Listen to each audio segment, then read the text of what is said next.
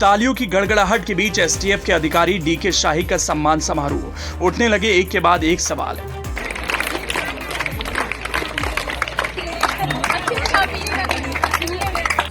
Encounter के DK शाही देने लगे ज्ञान। साहब न सिर्फ इस एनकाउंटर को लेकर बयानबाजी कर रहे हैं, बल्कि जात पात के मुद्दे पर भी बोलने लगे।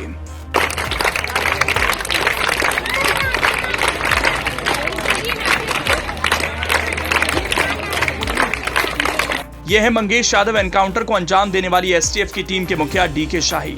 साहब की वीरता भी गजब की है। चप्पल पहनकर ही बेफिक्री के साथ घर से निकले और आंख मींचते हुए आए और ढेर कर दिया।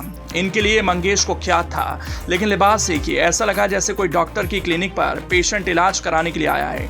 लंबी कतारें लगी हुई हैं और एक एक कर पेशेंट डॉक्टर के पास आते जाते हैं और डॉक्टर उन्हें दवाइयां देकर उनका इलाज कर देता है। जिस तरह से डीके शाही ने एनकाउंटर किया, उसे देखकर तो ऐसा ही लगता है। बहरहाल एनकाउंटर की सच्चाई पर सवाल उठ रहे हैं, लेकिन इन सवालों के बीच कॉन्फिडेंस देखिए। बोल ऐसे रहे हैं, लगता है सब कुछ ओके है। निजी सम्मान समारोह में इस एनकाउंटर को लेकर जिस तरह की बयानबाजी कर रहे हैं, उसे सुनकर कहेंगे यूपी में ये क्या हो रहा है, ऐसा हो रहा है तो क्यों हो रहा है। देखिए, वो जो अपराधियों का था चल रहा है, अपराध का बोलबाला था है नहीं, अब नहीं। अब ऑर्गेनाइज्ड क्राइम खत्म हो गया है, काफी कुछ हो गया है, लेकिन अभी भी किंचित घटनाएं हो जा रही हैं, जिसका पुलिस बहुत सफलतापूर्वक अनावरण कर रही है। जो जिस लायक है उसको, जो जेल जाने लायक है या जो पुलिस पर गोली चला, उस तरह से उसका जवाब दिया जा रहा है। कल की घटना है, अभी यहाँ एक ज्वेलर्स के यहाँ डकैती पड़ गई बीते 28 तारीख को, और इससे पूरे प्रदेश में, विशेषकर समाज में, सुल्तानपुर जनपद में एक दहशत का माहौल पैदा हुआ। तभी से सीनियर अधिकारियों के द्वारा एसटीएफ टीम और जिला पुलिस को लगाया गया था। इस घटना का अनावरण के लिए लगातार प्रयास किए जा रहे थे। कल अचानक दौरान गिरफ्तारी बदमाशों द्वारा हमारे एसटीएफ टीम पर फायरिंग किया गया था, जिसमें हमारे एसटीएफ वाले बाल बचे।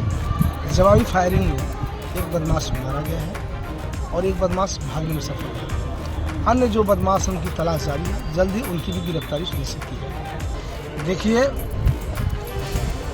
सस्ते में और जल्दी अमीर बनने की चाहत इनको अपराध की तरफ ले गई। ये तमाम तरह के अपराध हैं, केवल यही नहीं, लूटपाट है, साइबर अपराध है, हर चीज़ है, और इनको मोटिवेटर मिल जाते हैं। आदमी को लगता है कि मैं बहुत जल्दी अमीर बन जाऊंगा। इस लालच में लोग अपराध की तरफ अग्रसर होते हैं। जल्दी इनको एहसास हो जाता है, फिर वापस भी आते हैं। तमाम लोग सुधर भी जाते हैं और धीरे धीरे अब इस पर अंकुश भी लग रहा है। निकट भविष्य में अपराध लोगों से मोहभंग हो जाएगा, अपराध कम हो जाएगा। आजकल जहाँ जाति, देश, धर्म में हर चीज़ बंट रहा है। आप स्पोर्ट्समैन के अंदर देख लीजिए, अगर 6 खिलाड़ी वॉलीबॉल का है, कोई ब्राह्मण है, कोई ठाकुर है, कोई दलित है, कोई बैकवर्ड है, उनमें किसी में आप ये फीलिंग नहीं देखे होंगे कि हम फला वर्ग के, फला जाति के हैं। सब भाई जैसे रहते हैं, इवन एक थाली में बैठ खाते हैं, एक साथ सोते हैं।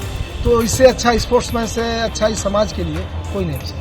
सम्मान समारोह निजी है, चलिए उससे कोई एतराज नहीं, लेकिन सम्मान समारोह में शाहिद साहब न सिर्फ इस एनकाउंटर को लेकर बयानबाजी कर रहे हैं, बल्कि जात पात के मुद्दे पर अपना बयान देते हैं। ऐसा लग रहा है अखिलेश ने जाति को लेकर जो पॉलिटिकल जवाब दिया, उनका काउंटर दे रहे हैं। अब ये दिख रहा है, डीके शाही के बयानों से लग रहा है ये वही यूपी है जहां आईपीएस जुगल किशोर तिवारी को एक माताहात कर्मचारी को मिली सजा की अपील पर फैसला देने के लिए निलंबित कर दिया जाता है, और हापुड़ के आईपीएस अभिषेक वर्मा को एक मरीज की शिकायत पर एक मेडिकल कॉलेज में की गई पुलिसिया कार्रवाई के लिए रातों रात निलंबित कर दिया जाता है। अब सवाल है, अगर शाहिद साहब को एक निजी सम्मान समारोह में इस तरह की बयानबाजी करने की इजाजत दी गई, तो वो किस कोड ऑफ कंडक्ट के जरिए? कहीं डीके शाही के कॉन्फिडेंस के पीछे उनकी पत्नी का हाथ तो नहीं? आखिरकार उनकी पत्नी ऋतु शाही महिला आयोग की सदस्य बनाई गई हैं। ऋतु शाही भारतीय जनता पार्टी की गोरखपुर क्षेत्र की भाजपा महिला मोर्चा की क्षेत्रीय कोषाध्यक्ष हैं। अब उनको यूपी महिला आयोग का सदस्य बनाया गया है। आपको बता दें, ऋतु शाही लंबे समय से भारतीय जनता पार्टी कार्यकर्ता के रूप में काम कर रही हैं और पिछले नगरीय निकाय चुनाव के दौरान वो देवरिया में ब्लॉक प्रमुख से लेकर चेयरमैन तक के चुनाव में टिकट मांगने वाले प्रमुख दावेदारों में रही हैं, पर तब उनको टिकट नहीं मिल पाया था।